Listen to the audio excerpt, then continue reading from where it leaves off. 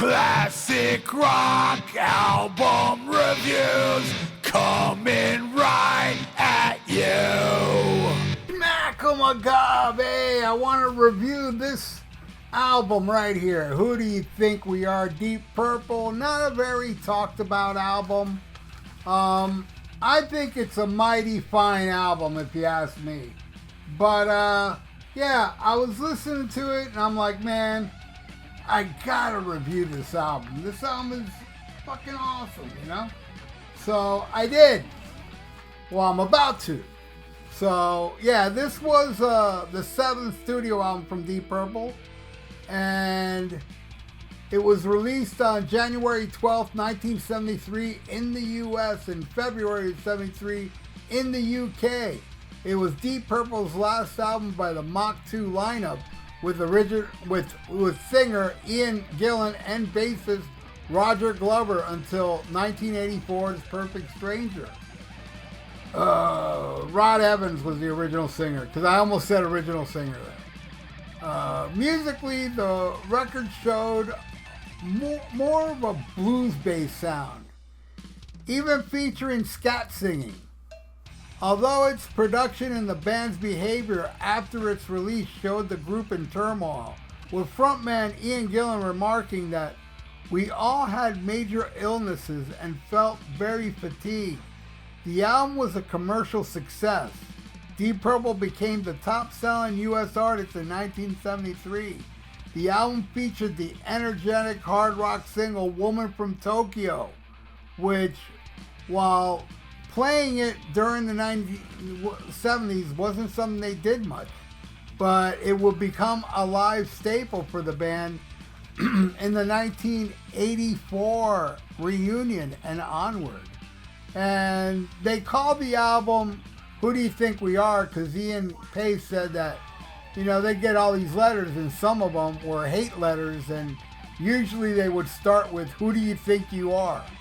So they used it as the album title. So yeah, let's get into these songs, man. Other than the first song, what I'm about to talk about now, they're all deep tracks, man. But it starts off with Woman from Tokyo, and holy crap, what can I say, man? This is classic as hell. And what a riff.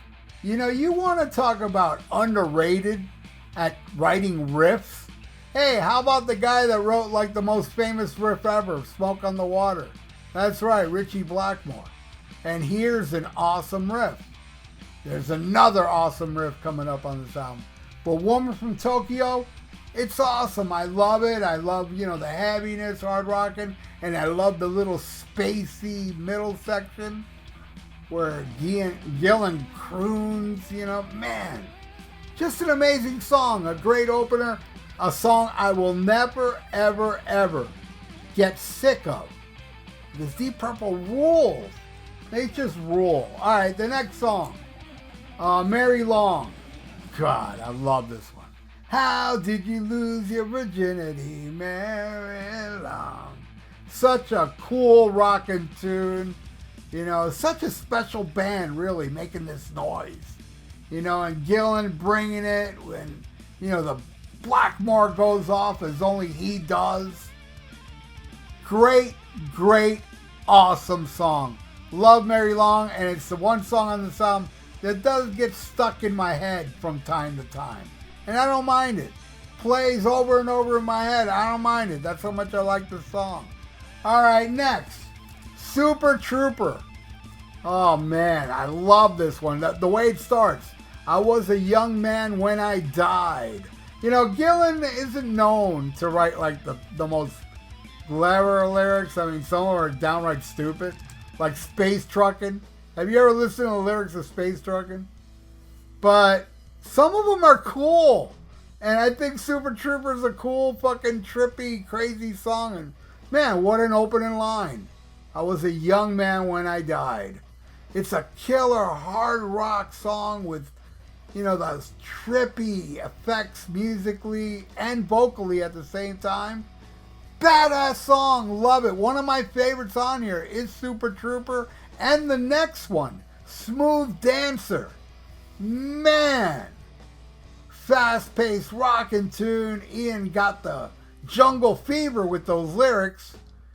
And John Lord does an amazing solo. Unfortunately, this song does not have a Blackmore solo, but it still rules. And what Ian Pace does, the great John Lord does, it's fucking great. All right, the next song, here's another amazing riff. Rat Bat Blue. Man, a truly underrated Deep Purple song. Blackmore's riffs, Ian Pace is killing it on the drums. I love Ian belting it out. It's a tight killer song. And some crazy John Lord shredding on this one. And again, no guitar solo, which is odd, but, it's actually really good without it. I love Rat Bat Blue. All right, next. Place in Line. All right, here I gotta say, this album is front-loaded because the last two songs are my least favorite songs on the album, though I gotta say I still like them. Like this one, Place in Line. It's kind of like a typical blues tune. It's not bad, but not very memorable. And there is a guitar solo, and it's great. And cool keyboard solo too. It's the best part of the song is the solos. And then it ends with Our Lady. Yeah, not great, but this album, as I said, is front loaded. And this song is kind of half-baked, but it's not horrible. These are two songs I would not skip, but not horrible at all. What do you think? Leave it in the comments below. Are you a fan of Who Do You Think We Are? Do you think it's fucking shit? There are reviews that said, oh, this band sounds tired and this and that. Yeah, I guess it's true because, the band fell apart after this, but I love it. But I'm sure not many of you, I'm sure many of you love it. I'm sure many of you don't. And I'd like to hear your criticisms or your positive thoughts on this, what I consider a killer album from my favorite lineup of Deep Purple, Mach 2. I love every lineup. I do. I love every lineup. I think Come Taste the Band is extremely underrated. Maybe the most underrated Deep Purple album, along with this one, if you ask me.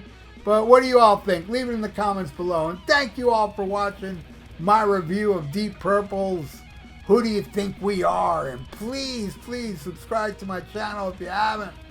Click that little notification bell. I totally would appreciate that. Please do that for me.